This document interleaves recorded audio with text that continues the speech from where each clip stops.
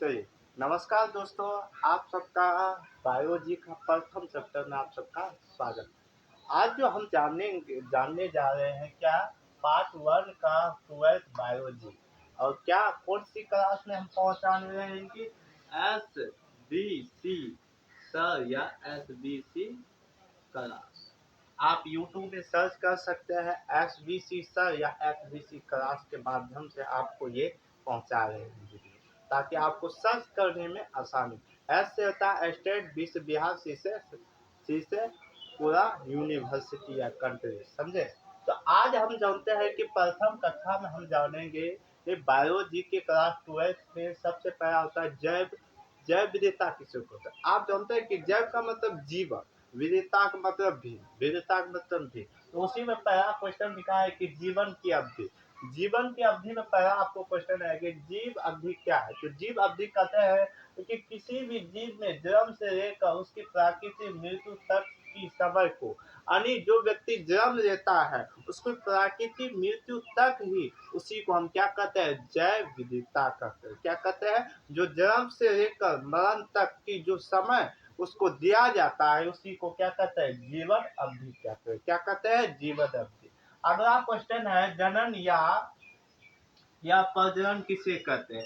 तो जनन या प्रजनन किसे कहते हैं, आपको पता है कि जनन जीवों की वह क्षमता है। जनन क्या है, जीवों की वह क्षमता है जिससे वह अपने ही समान छोटे जीव से जीव को जन्म जीव को जन्म देता है या जीव को जन्म कर सकता है।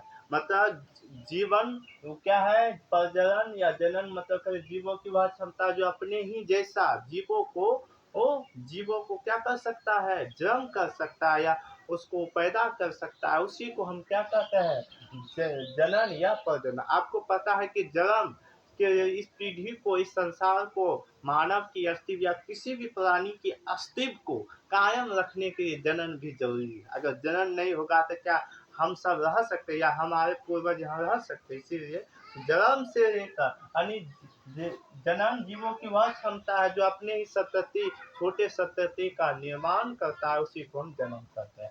अगला कहता है एक पूरक या क्लोन क्या है।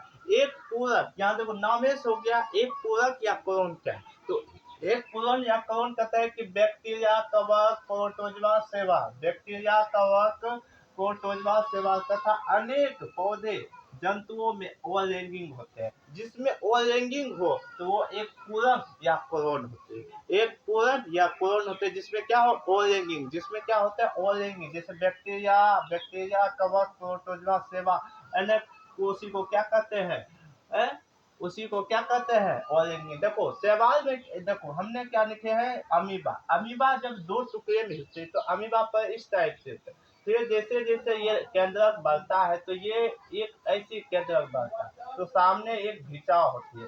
दोनों घिंचा आपस में इस तरीका से क्या होती है, मरे, और इसके बाद दोनों आपस में टूट जाती है। और टूटने की प्रक्रिया को क्या कहते हैं, एक पोलन या क्लोन कहते हैं। जिसमें अनेक पौधा जंतु ओवरलैपिंग हो उसी को क्या कहते हैं, एक पोलन या क्लोन कहते हैं। अब देखो हमने कहा कि जीव जो है इस संसार में विद्वान दो चीज से है, यानी दो।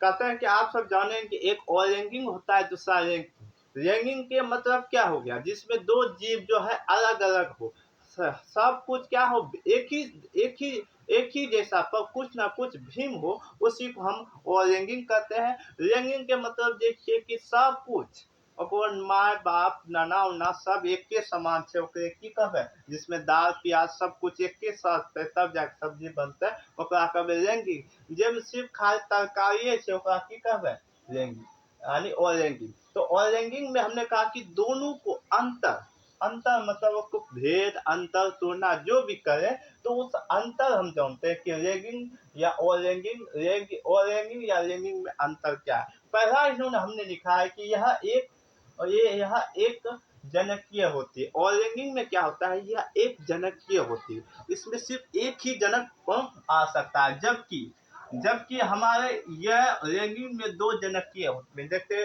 आप या आपकी जो जो कोई भी आप और महिला, जिसमें नर और मादा दोनों अलग होती है, जबकि हमारे ओवरलैपिंग में दोनों एक साथ होती है।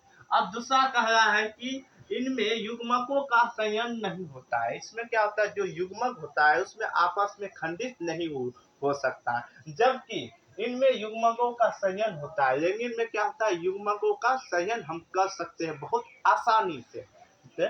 तो युग्मक में जैसे युग्मक का संयन करेंगे तब ना जाइगोट बनेगा, तब ना भ्रूण पैदा होगा।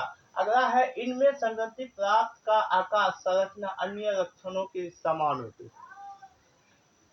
और रंगीन में होता है कि जिसमें आकार भी हो और अन्य लक्षण भी और साथ साथ संरचना भी एक समान जको दिखता है, तो समझिए लेना कि वही कौन सी के गुंज के और लैंगिक जनन के ये एक तीसरा पॉइंट है।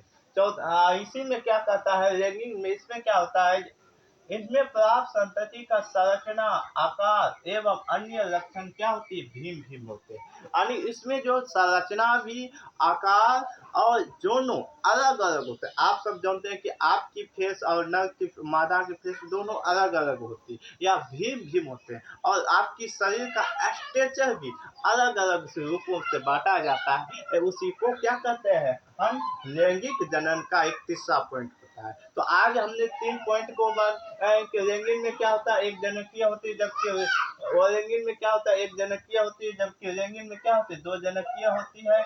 और लैंगिक में इनमें से संयन होती है, और लैंगिक में संयन नहीं किया जा सकता और इसमें संयन किया जा सकता है लैंगिक में। और इनमें संरचना आकार जितने भी लक्षण होते हैं वो एक समान होती है, जबकि लैंगिक में क्या होता है, संरचना आकार एक समान नहीं होती है। उसी को क्या कहते हैं, लैंगिक।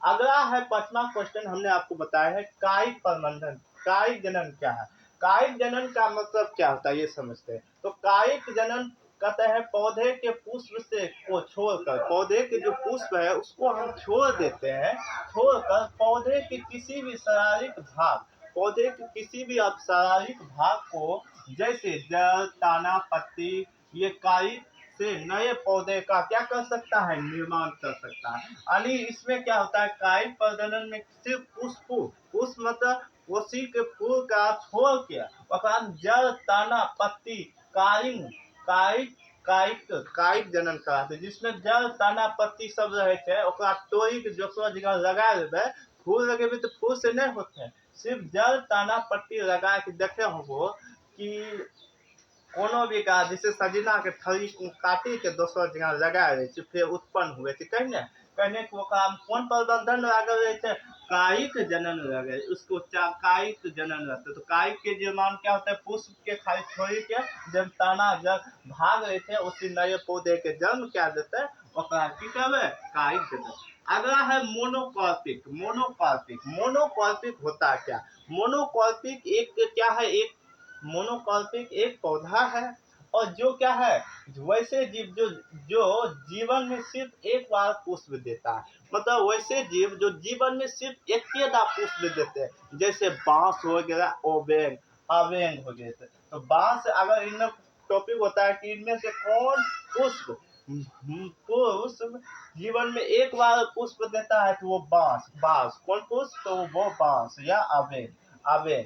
अब वो कौन सी है, मोनोकॉर्पिक, कौन सी है, मोनोकॉर्पिक, जो जीवन में एक बार पुष्प देता है उसी को हम क्या कहते हैं, उसी को बांस या उसी को हम कहते हैं मोनोकॉर्पिक। अगला क्वेश्चन है, हमने लिखा है मध्य चक्र। मध्य चक्र का मतलब यह 28 दिनों में अस्तावित होता है, मध्य तक या अस्तावित चक्र में अंतर। तो मध्य चक्र और अस्तावित चक्र में अंतर कहता है कि नन प्राइमेंट, क्या कहता है, नन प्राइमेंट स्तनधारी जीवों में पाए जाने वाले चक्र को हम क्या कहते हैं, मध्य चक्रण कहते हैं। जिसमें स्तनधारी नन प्राइमेट में कहता है कि स्तनधारी जीवों में पाए जाने चक्र को मध्य चक्रण कहते हैं, जैसे गाय, कुत्ता, चीता, हिरण। स्तनधारी में आगे हम देखते हैं कि स्तनधारी में मध्य चक्रण का विकास होता है, जैसे गाय, चीता, चीता, हाथी, हिरण, कुत्ता, जो स्तनधारी है उसी में क्या होता है, मध्य चक्रण क्या होता है, स्त्रावित होता है, उसी को हम क्या कहते हैं, मध्य चक्रण। जबकि प्राइमेट स्तनधारी जीवों में पाए जाने वाले चक्रों को स्तनधारी कहते हैं। देखो नन का मतलब हो गया क्या, नन का मतलब हो गया क्या, मध्य चक्रण। प्राइमेट स्तनधारी जीव की चक्रण वाले को क्या कहते हैं, ऋतु स्त्राव जीव। हम सबको पता है कि जिसमें जैसे मनुष्य बंधन ही एक ऐसा जिसमें जिसमें क्या होता है ऋतु स्थानधरी ऋतु स्त्राव होता है। ऋतु स्त्राव किसमें होता है, मनुष्य या बंधन। ठीक कहते हैं, नॉन प्राइमेट में पाए जाने वाले चक्र को ऋतु स्त्राव कहते हैं, जिसे मनुष्य या बंधन कहते हैं। अगला क्वेश्चन है जुपोल तथा जाइगोट में अंतर। तो जुपोल तथा जाइगोट में अंतर कहता है चल बीजाणु में निर्माण। जो चल बीजाणु निर्माण करते हैं उसी को हम क्या कहते हैं, जुपोल कहते हैं। क्या कहते हैं, जुपोल कहते हैं। जो चल बीजाणु में निर्माण करते हैं उसी को हम क्या कहते हैं, जुपोल कहते हैं। और रेगिक जनन अब कहता है दूसरा क्या कहते हैं, जाइगोट। जाइगोट क्या होता है, रेगिक जनन।